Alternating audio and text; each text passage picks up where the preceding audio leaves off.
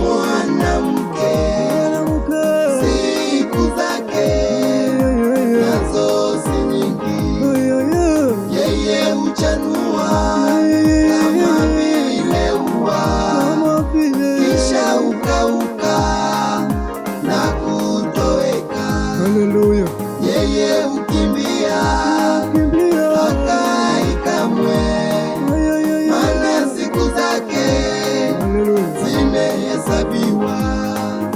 Mwanadamu aliyezaliwa na mwanamke siku zake nazo si nyingi, yeye huchanua kama vile ua, kisha ukauka na kutoweka.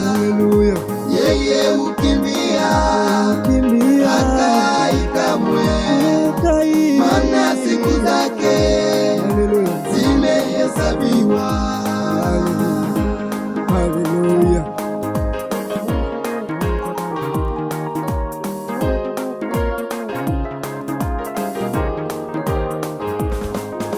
Mungu ulitoa na Mungu umetwaa. Jina lako Jehova libarikiwe. Lakini yanapotokea matukio kama haya, sisi tulio hai yatupasa tujifunze kitu. Je, tukoje mbele za Mungu? Maana siku zinakuja nazo zimekaribia, mwana wa Adamu aje kulichukua kanisa lake kwenda nalo juu mbinguni.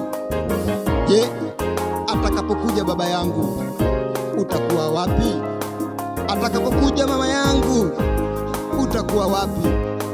Kumbe unapoendelea kusikiliza ujumbe huu wa injili hii, tengeneza maisha yako, tengeneza mienendo yako, ili mwana wa Adamu atakapokuja akute utayari kwa safari ya kwenda juu mbinguni. Haleluya. Amen. Nipo tumaini katika Bwana, wafu wote nao tafufuliwa. Haleluya.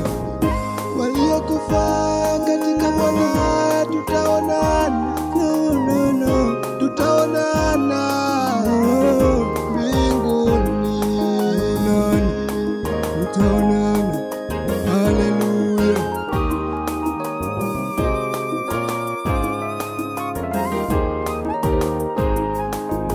Haleluya, tutaonana. Haleluya, tutaonana Mbinguni, tutaonana mbinguni kwa Baba. Haleluya, tutaonana. tutaonana, Haleluya, tutaonana. Tutaonana mbinguni kwa Baba. Haleluya, tutaonana. Haleluya, tutaonana. Haleluya, tutaonana. Tutaonana mbinguni kwa Baba. Haleluya, tutaonana. Haleluya, tutaonana. Tutaonana mbinguni kwa Baba. Haleluya, tutaonana. Tutamuona Elia, Enoka naye Yesu kwa Baba akitufuta machozi.